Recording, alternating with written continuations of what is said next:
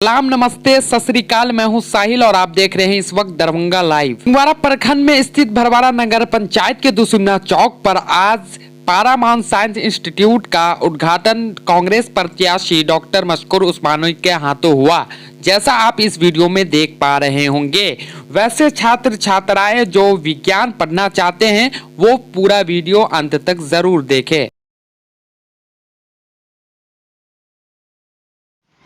दरभंगा जिला के सिंहवाड़ा प्रखंड के अंतर्गत दुसुमना चौक पर और यहाँ आने का एक ये हुआ, आज पारामाउंट साइंस इंस्टीट्यूट का उद्घाटन समारोह था। और इस उद्घाटन समारोह में जो है दूर से चलकर मशकूर उस्मानी जो विधानसभा जाले से कांग्रेस के प्रत्याशी है और बहुत सारे लोग आपको नहीं जानती इस क्षेत्र में, लेकिन फिर भी आप अपना परिचय दे दीजिए।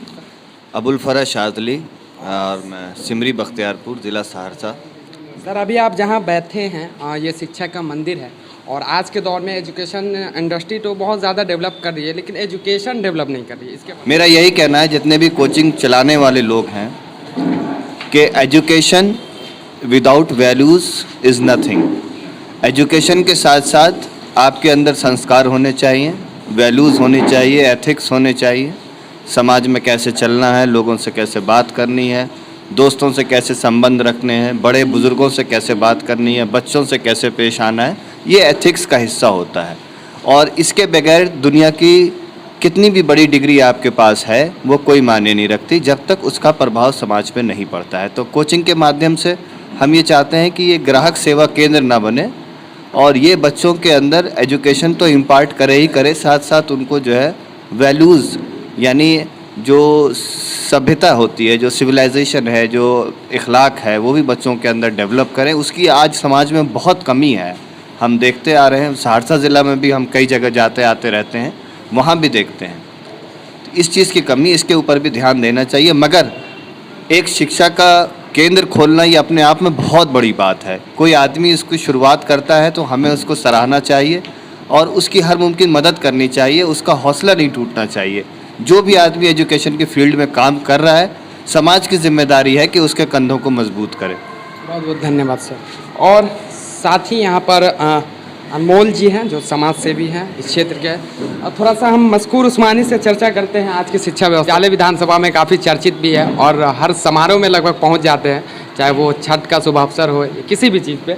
आज शिक्षा व्यवस्था ये जो क्षेत्र है, इस यहाँ का माहौल बताइए सर। आप घूमते हैं और लोगों को देखते भी हैं, चाहे वो छात्र हो छात्राएँ हो, क्या है सर माहौल? देखिए, अपना जो विधानसभा क्षेत्र है वो काफ़ी पिछड़ा हुआ है। पिछड़ा हुआ इस मामले में है, पैसे से नहीं पिछड़े हुए हैं, बहुत पैसा है, लोग के पास पैसे का कमी नहीं है, ये ऊपर वाले का देन है, ईश्वर की कृपा है, अल्लाह का करम है।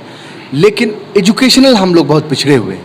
यहाँ हमारा जो शिक्षा व्यवस्था रहा है पिछले कई सालों में वो बढ़िया नहीं रहा है। इसी वजह से हमारे यहाँ से लोगों को पलायन करके जाना पड़ता है बाहर पढ़ने के लिए।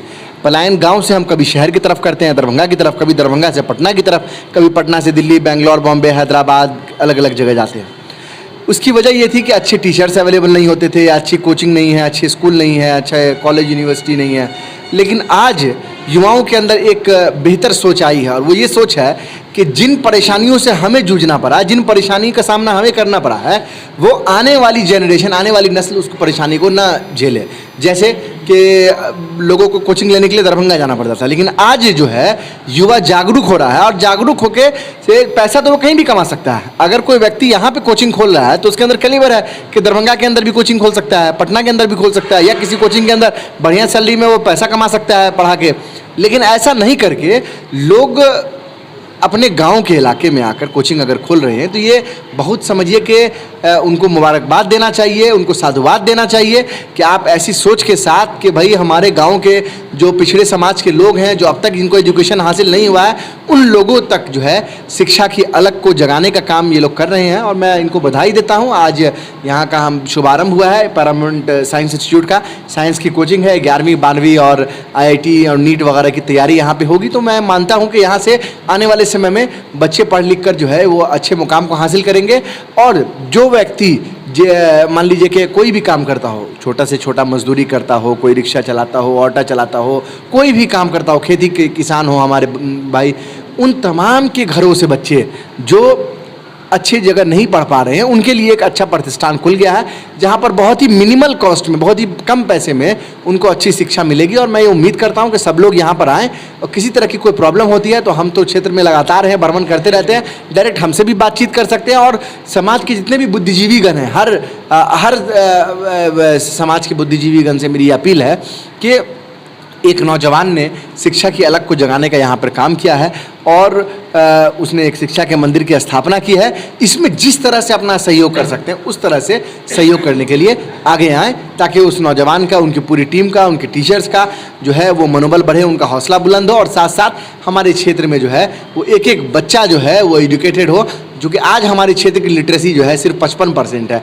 आप समझ लीजिए 55-56% हमारे क्षेत्र की लिटरेसी है। इसका मतलब कि हमारे क्षेत्र में अभी भी 40% से ज़्यादा लोग जो है वो सिग्नेचर नहीं करना जानते, वो सिर्फ अंगूठा लगाते हैं। और मैंने आपको पहले भी कहा था, अभी भी कह रहा हूँ कि हम लोग लगातार इस एक चीज़ और मैं पूछना चाहता हूँ कि बहुत सारे पेरेंट्स जो है बच्चों को मना करते हैं कि साइंस आप नहीं लीजिए, टफ है, या फिर अच्छे टीचर अवेलेबल नहीं है। अब बहुत सारे लोग अभी भी मानते हैं कि जो सिटीज़ में पढ़ाई होती है, स्टडी होती है, वो अभी गाँव घर में नहीं होती। उसके बाद जी, ये मिथ तो था कि भाई साइंस पढ़ने के लिए आपको बाहर जाना पड़ेगा, ठीक है। और उसका वजह भी है क्योंकि साइंस पढ़ने के पढ़ाने के जो टीचर्स होते थे वो गांव में रुकते नहीं थे, क्योंकि उनको शहर में अच्छी नौकरी मिल जाती थी, अच्छा सैलरी मिल जाता था, अच्छी लाइफस्टाइल मिल जाती थी, इससे चाहते थे। लेकिन मैं यही कह रहा हूँ ना कि आज जो बच्चे साइंस पढ़ लिए हैं वो अपने समाज में आके काम करना चाह रहे हैं, अपने गांव में, अपने पंचायत में आके काम करना चाह रहे हैं, अपने प्रखंड में काम करना चाह रहे हैं। वो ये नहीं देख रहे हैं कि हमको यहाँ पे 2,000 रुपये में कमाएंगे या 5,000 या 10,000 कमाएंगे। वो ये देख रहे हैं कि हमारे गाँव का गरीब बच्चा भी जो नहीं जाने के लिए सक्षम है दरभंगा पटना, उसको यहीं पर शिक्षा दें। तो मुझे लगता है कि ये मिथ टूटेगा, और धीरे धीरे टूट रहा है ये मिथ। बहुत बहुत धन्यवाद सर, दरभंगा लाइव से, थैंक यू।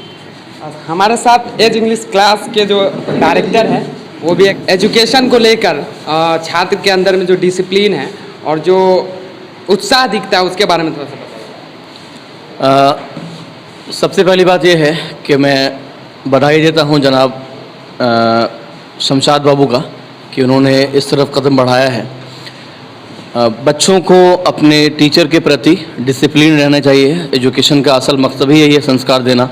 अगर बच्चे ये समझ करके क्लास में पढ़ने आते हैं कि भाई हम तो वहाँ पैसा देते हैं और पढ़ाते हैं, तो ऐसा नहीं होना चाहिए। एक्चुअल में एक टीचर जो होता है एक बच्चे का ही नहीं, एक राष्ट्र का निर्माण करता है। शिक्षक अपना सब कुछ लगा देता है बच्चों के लिए, तो बच्चों में डिसिप्लिन होनी चाहिए। टीचर का भी ये कि भाव होनी चाहिए कि बच्चों को शिक्षक बन के पढ़ाएं, एक क्या बिजनेसमैन की तरह या फिर क्या कहते हैं कि एक कॉर्पोरेट की तरह नहीं उसको ट्रीट करें कि भाई हम अच्छी सेवा दे रहे हैं या फिर पढ़ा रहे हैं अच्छी तरीके से तो उसके बदले में मुझको बाई प्रोडक्ट में मुझको पैसा मिले। बिल्कुल नहीं। एक्चुअल में जो शिक्षा का जो असल मतलब है वो सेवा देना है। जिस तरह एक डॉक्टर होता है वो ये नहीं सोचता है या उसको ये नहीं सोचना चाहिए कि हम अगर सेवा मतलब ऑपरेशन करते हैं या फिर क्या कहते हैं कि इलाज करते हैं तो उसके बदले में मुझको कितना पैसा लेना चाहिए। उसी तरह एक टीचर को भी ये नहीं सोचना चाहिए कि उसके बदले में कितना पैसा मुझे मिलना चाहिए। आपका जो भाव होना चाहिए वो बिल्कुल पूरी तरह सेवा देना होना चाहिए और कुछ भी नहीं। चलिए, बहुत बहुत धन्यवाद सर। और सर एक चीज़ लास्ट, ये सर एजुकेशन के लिए एक लाइन में मैं जानना चाहता हूँ कि एजुकेशन का जो मेन पावर होता है वो education is the most important power tool which you can use to change the world. Education एक ऐसा टूल है जिसको हासिल करके आप दुनिया बदल सकते हैं। बस मैं ही एक ही बात में एक लफ्ज़ में यही कहना चाहता हूँ कि एजुकेशन बहुत इंपॉर्टेंट होता है। अगर आपके पास एजुकेशन है तो आप दुनिया को बदलने की ताकत रखते हैं। चलिए सर, धन्यवाद। आप जो पैरामाउंट साइंस एकेडमी के जो डायरेक्टर है, संचालक है और शिक्षक भी है, उनसे थोड़ा सा हम जानते हैं कि क्या ख्याल आया कि भरवारा के अंदर में दुसिमना चौक पर पैरामाउंट साइंस एकेडमी बच्चों के अंदर जो है साइंस को लेकर सर क्या ख्याल आया तो बताइए। सबसे पहली बात तो कि आजकल होता क्या है कि लोग साइंस लेकर के दरभंगा, मुजफ्फरपुर, पटना चले जाते हैं पढ़ने के लिए, जो हर बच्चा एफोर्ड नहीं कर सकता उसको। हर बच्चा उसको एफोर्ड नहीं करेगा कि हम दरभंगा और मुजफ्फरपुर, पटना रह करके पढ़ें। तो ये मेरा मेन मोटिव रहा कि बच्चा बाहर ना जा करके अपने गांव में ही साइंस ले और साइंस की अच्छी तैयारी करे नए कॉन्सेप्ट के साथ। सर आपके पास जो फैसिलिटीज़ जो है बैच को लेकर के, टाइमिंग को लेकर क्या क्या है, सब्जेक्ट को लेकर के क्या? मेरा सुबह 6 बजे से बैच स्टार्ट होगा, जो मैथमेटिक्स से स्टार्ट होगा और बायो पे ख़त्म होगा। और फिर 12th वाले के लिए भी बैच है मेरा उसके बाद। और यहाँ पे बच्चे को जो टीच करने के लिए कौन कौन से शिक्षक हैं उनके बारे में थोड़ी सी जानकारी दीजिए। मेरे लिए मैथमेटिक्स के लिए यहाँ पे कृष्णा ठाकुर हैं और बायो के लिए मैं खुद हूँ, केमिस्ट्री के लिए मैं खुद शमशाद अहमद और केमिस्ट्री के लिए जुएल हैं, जुएल सर, और फिजिक्स के लिए सद्दाम सर हो गए। चलिए बहुत बहुत शुक्रिया सर।